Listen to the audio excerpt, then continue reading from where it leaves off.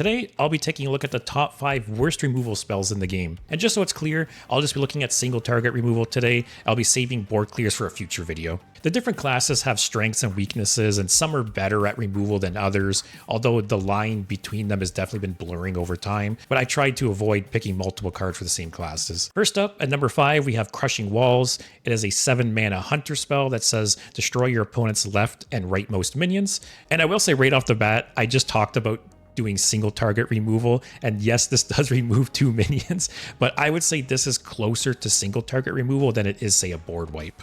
But with that out of the way, I think it's a super cool design. I talked on a recent stream about how I really like when board position matters in Hearthstone. You know, every once in a while, a card will crop up that actually depends on where minions are placed on the board. For instance, a recent example is, say, Hollowhound, where you have to be aware of how you place your minions to avoid Hollowhound just getting free kills. But this is something I really wish they would utilize more in the game.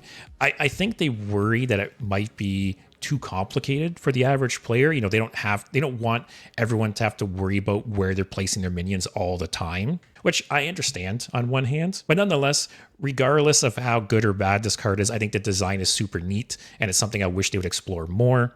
But for the cost, it's terrible. At 7 mana, it's too expensive, too slow. The board position mattering, it adds a random element to the card, where sometimes you could destroy 2 high-value minions with this, or you could just destroy 2 shitters. But to my knowledge, I don't remember this card ever really being played. Maybe as like a one-of in some oddball decks. But as I've said, cool card, cool design, just not reliable and too expensive. Next up at number 4, we have Crush.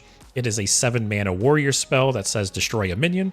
If you have a damaged minion, this costs 4 less. And this is an old one. This is from Goblins vs. Gnomes, which is the first actual expansion in the game. So we do have to give the card some credit that age is not on its side. So if you were to compare it to some more modern removal spells, of course, it's not going to be that good. But I just have to point out that you can compare this to, say, Execute or Shield Slam.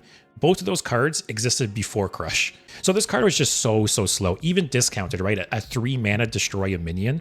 Warrior has so many good removal tools, and as I mentioned, multiple removal tools that existed prior to this card. So in what world are you going to pay 3 mana for Crush when you can just pay 1 for Execute or Shield Slam? I feel like if this was to come out in modern Hearthstone, it would probably be like a 4-cost card and then be reduced to 1 if you had a damaged minion. But let me know in the comments, how would you balance this card around modern Hearthstone? Coming in at number 3, we have Wanted. It is a 4-mana rogue spell that says deal 3 damage to a minion. If it kills it, add a coin to your hand. And this is just such bad value for 4 mana. You know, 2 mana, 3 damage has pretty much become the norm and been the norm for a while now. So if you were to keep that in mind, you're essentially paying 2 mana for a potential coin. You know, comparing this to other cards just in Rogue, you have Jade Shuriken, 2 mana, deal 3 damage with an upside. You have Serrated Bone Spike, Tentacle Grip, Tooth of Nefarian, all 2 mana, 3 damage spells with an upside.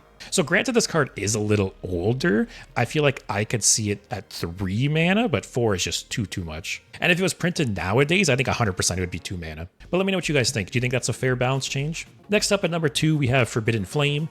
It is a 0-cost mage spell that says spend all your mana, deal that much damage to a minion. Right off the bat, I like the idea of this card. Cards like this are the closest thing we've ever got to X costs in Magic, where it's a variable rate spell. So I have to give them credit for the design and the idea.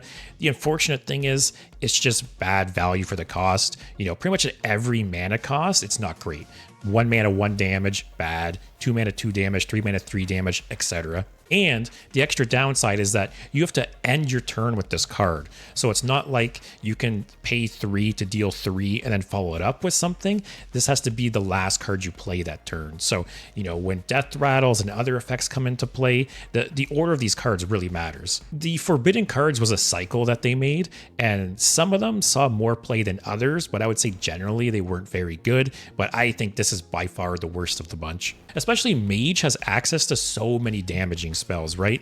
Yes, this has the aspect that it's very versatile. It can be played to destroy a low health minion or a high health minion, but just on average, it's just not good. I think you're just better off putting something more reliable and solid in your deck. And last up at number 1, we have Corruption. It is a 1-mana Warlock spell that says choose an enemy minion. At the start of your turn, destroy it. Right off the bat, this card is from the very beginning of the game. So yes, it's not going to be very good. The power level is going to be low. So maybe I'm being harsh because this card is so old, as I mentioned, and you obviously can't compare old cards to modern cards. But I will say, even back in the day, I don't remember this card being played at all. So it's not like it used to be good and it's just bad in modern Hearthstone. It was always bad. I have to say though, I think the idea is neat. I feel like it fits the theme of Warlock very well, but the problem is it doesn't immediately deal with the threat. So if your opponent has some giant minion on board that's threatening lethal, playing this card does nothing. It doesn't save you. The next turn, they just attack with it and kill you. But it does get points for being cool idea and very on theme for Warlock. That'll be all for this video. If you enjoyed it, give it a like and let me know in the comments. What did you think of these cards? Do you think there's any cards I was missing? Do you think I'm wrong about any of these cards? Or how would you order them? But I hope you enjoyed and thanks for watching.